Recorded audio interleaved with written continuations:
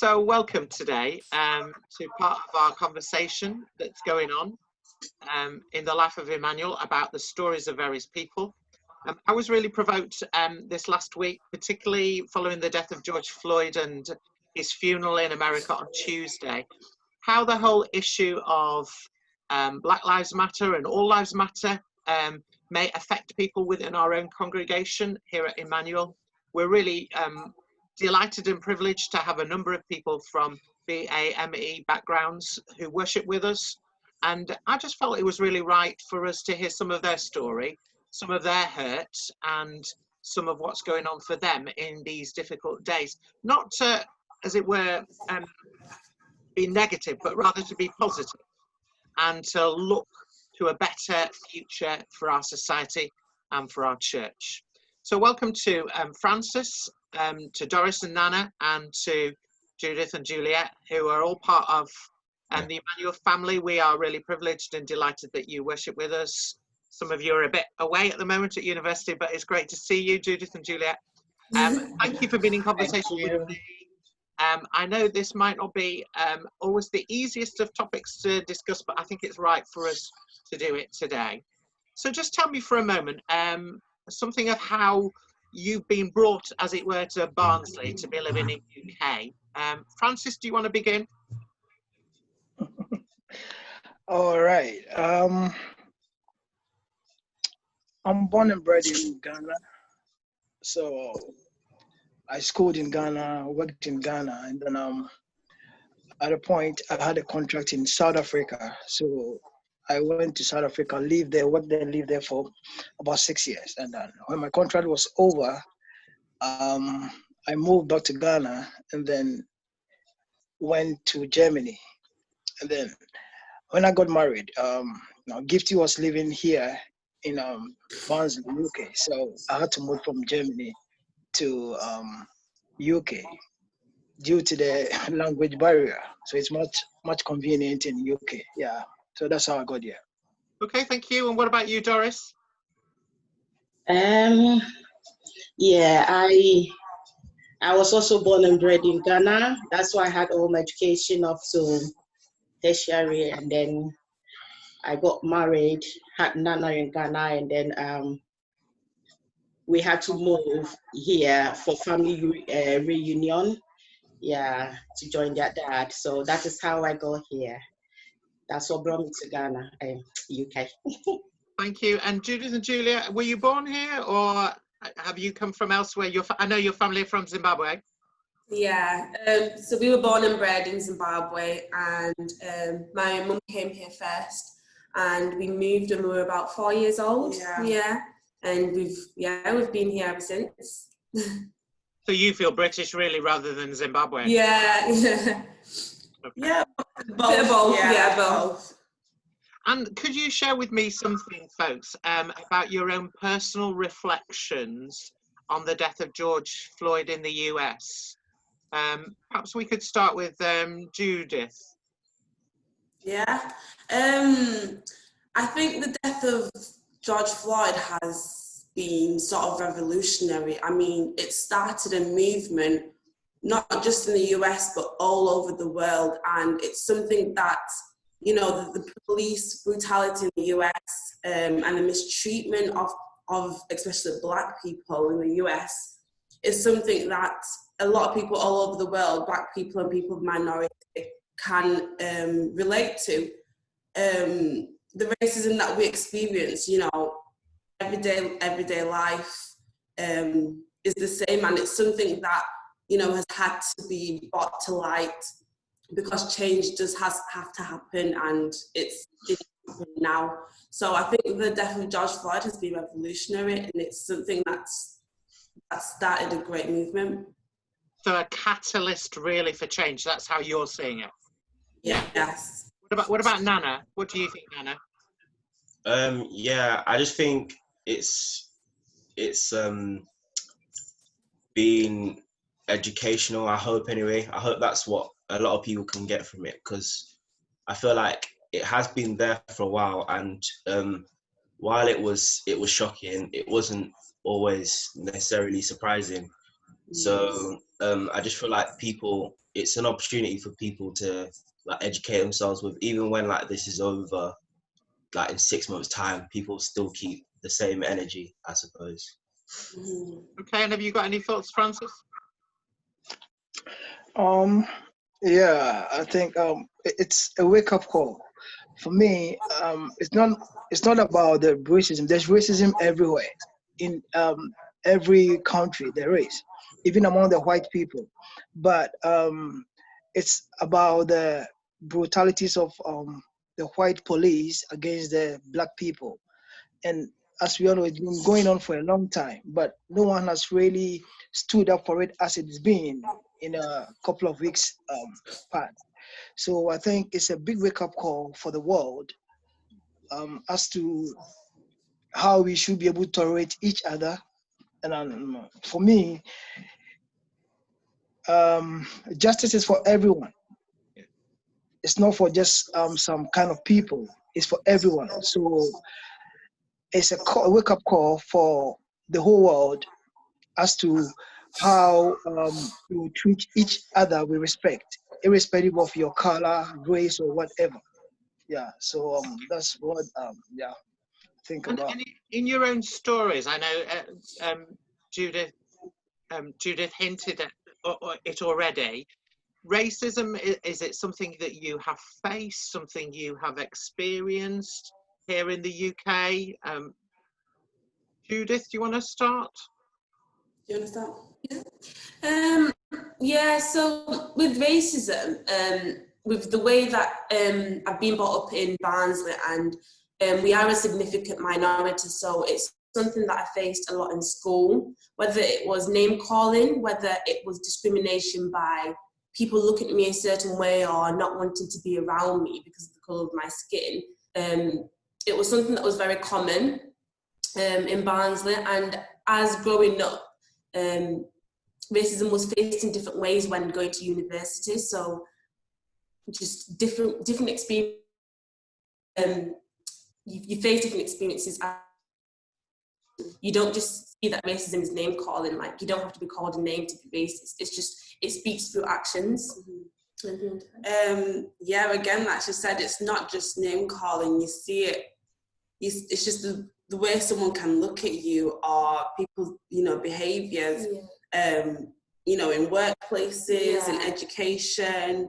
It's common, it's there. Yeah, and you find yourself having to adapt to a certain situation, whether it's having your hair a certain way or having a certain look, just so you fit the status quo. And to me, that's a very sad thing, because I might like having my natural hair out, but because I know if I'm in a certain environment where I'm a minority, I will get treated a certain way, and I wouldn't want that. So that's what I mean by in education, or if I'm going to a job interview, I find myself having to adapt to the environment.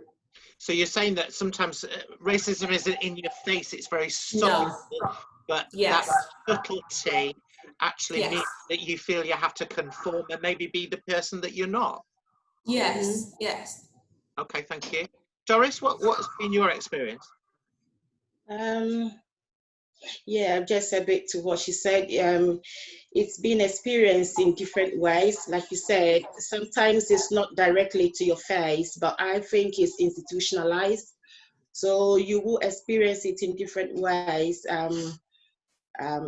Job, sometimes even among friends, the people that you know. There are times you can even experience it in the church if you give it quite attention. I mean, you might not see it or you might not feel it. It depends on the individual, but I think I've had a few experiences with parents from school, especially when we first moved up here, who would not want to have anything to do with you. But I think, like I said, it just depends on how you take it and how you see it. Yeah, so it's been done. But on the contrary as well, I've had a really positive experiences as well with white people of different race. So I can't say it's been all, negative experiences. There has been some really, really, really inspiring experiences I can also learn from. I mean, and then there has been also some negative ones. And as a young black man, Nana, I mean, there's a lot often cited about the police treatment of young black men. Have you had any experience of that? No, not personally or directly, but I know of people that have, and I feel like in terms of you being more likely to be victimized, like that is kind of true. I feel like, I don't know, especially sometimes if you might even be in a certain way or like dress a certain way, you might get kind of stereotyped. But yeah, I feel like that's been there for a while. Let's just move on, and I wonder, Francis, what do you hope might emerge as a result of this tragic moment in history in terms of change within our society? I hope that after all is done, the world will learn to live at peace with each other, irrespective of color, race, or whatever. But as I said, racism is everywhere. It's like now, if a white person comes to Ghana, Ghanaians are gonna see him as a different person because of the way he or she will behave against our norms and culture. So that person would probably feel different because people in Ghana do things in a certain way. They talk in a certain way. So they also feel like that. But it is the responsibility of Ghanaians to make this person feel at home. Let the person know that irrespective of his color or whatever or language, we are still the same. So we are hoping that the whites, especially with the white police, will treat black people, especially, just the way they would treat their fellow white people. And if that happens, the world will be a better place and we all be at peace with each other. Thank you. And Julia, what do you hope might emerge as a result of this? I just hope that people that have seen the awareness and now look at their fellow colleagues or their friends of people of colour, they can see what we've been walking through and we can actually now unite to fight for a better cause. So I'm hoping the things that we've gone through now, for the future, we can all be more educated into the problems that we face in today's society and fight them together, united. Just for people to be more socially aware, and I think as well, especially in education, to make, Black history needs to be taught in schools, so kids from an early age are aware of how they should treat people with respect, regardless of skin color. I think in the corporate world, there should be more equality. There should be, businesses should aim to have more of diversity within their workplaces, and I think that should be a must. No, it's great that the conversations are flowing. People are really talking about it, and people are learning. And that's for now. That's what we should be aiming for. That's what the goal should be. But it should also continue. Yeah. So let's open up the subject. Let's be honest about it, and let's keep the conversation going. Yeah. It should no longer be an elephant in the room. Yeah. So basically, that should be awkward to discuss because this is a big factor within the whole wide world, like Francis was saying. And Doris, what do you hope for in terms of what might emerge from this?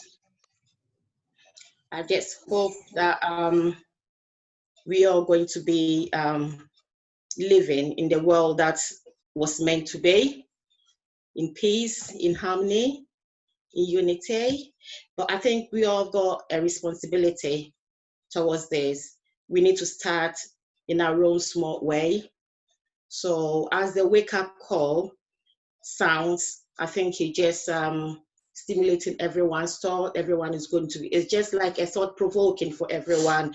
Those who used to be ignorant, those who didn't know, just like you said, education is going to learn So we all need to do our bit, start from our own thoughts. What do we need to do to bring this love, unity, and everything? So we need to start working from our own selves, and then showing it or reflecting it to others, that others who do not even know might know. So I think it's a big wake up call for us to all begin to think, or begin to wake up to the reality, and not to just brush it aside and think, oh, I don't want to go there. But we need to really talk about it. We need to think about it, and we need to really work towards it from our own selves. Good. My final question is about the church, because obviously the church is, I suspect, racist as well. And that's not great, because the church is God's instrument of his people, and God creates a world of diversity, and the church, it seems to me, should reflect that. So finally, what do you think needs to change in the church so that people feel more included, more able to serve God? Let's start with Nana. I feel like, I'm not really sure. I feel like maybe try and incorporate, I don't know, more cultural things maybe. So like, I don't know, just to recognize other types of maybe like cultural backgrounds, things like that. Yeah. Francis, what do you think the church needs to do in this response? Francis?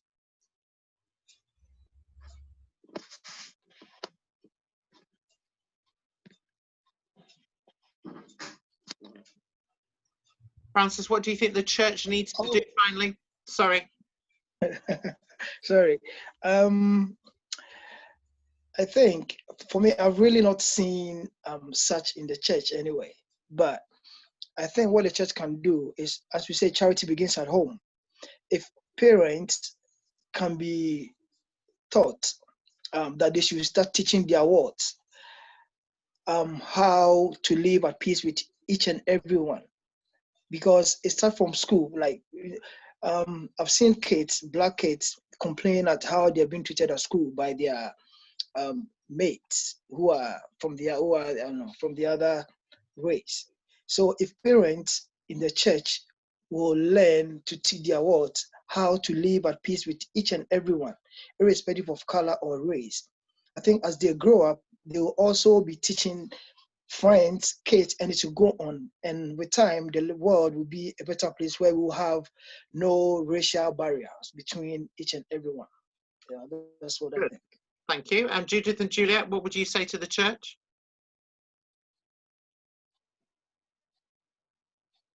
Sorry, we're muted. I agree with both Doris and Francis. It all starts with education, and I feel like with members in the church, it'd be fantastic and great to educate children, whether it's partners or other family members, on cultural differences and cultural backgrounds. Because when you have that education, it takes off that barrier, and you can advocate for other people, and you can build relationships just due to your knowledge. So it's all about the knowledge that we have. And when we like refer it back to the Bible, we're all as one. We are all one body of Christ. So it's all about picking up the tools, which the tools are the education that some people need, and just having that awareness would just be fantastic. Yeah, I agree with Nana also. Maybe just I don't know, just it's hard to say, but maybe just music. I mean, music, like maybe switch it up so it's more open for everyone. Yeah, so uplift the minorities in church and embrace the different cultures that we can have within Christianity, because we are all one. Yeah. Thank you. And finally, Doris, can you unmute? Yeah.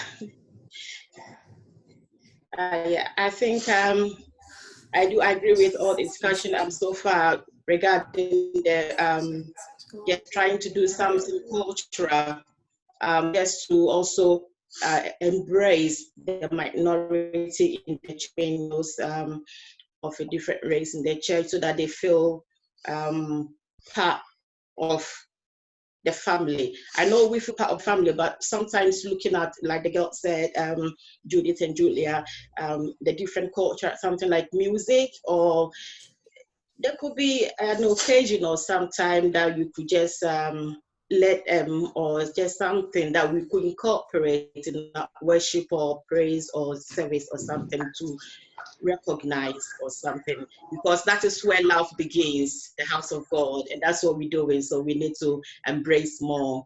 I know we are doing it, but we can open up more. Thank you, guys. It's lovely to chat with you. Thank you for your honesty. Thank you for your contribution. Thank you for opening up the debate with me. And I hope that this can continue. You know, I feel sad that often you are the victims of racism, and I want to apologise on behalf of everybody for that, who is responsible for that. I mean, I can't take their responsibility, but, you know, I think it's sad that within even the body of Christ, people experience racism. But we are thrilled that who you are and what you bring, and we value and love you for who you are. So thank you for being a part of our church and for being in conversation today with me. God bless you. Thank you. God Thank bless you. you.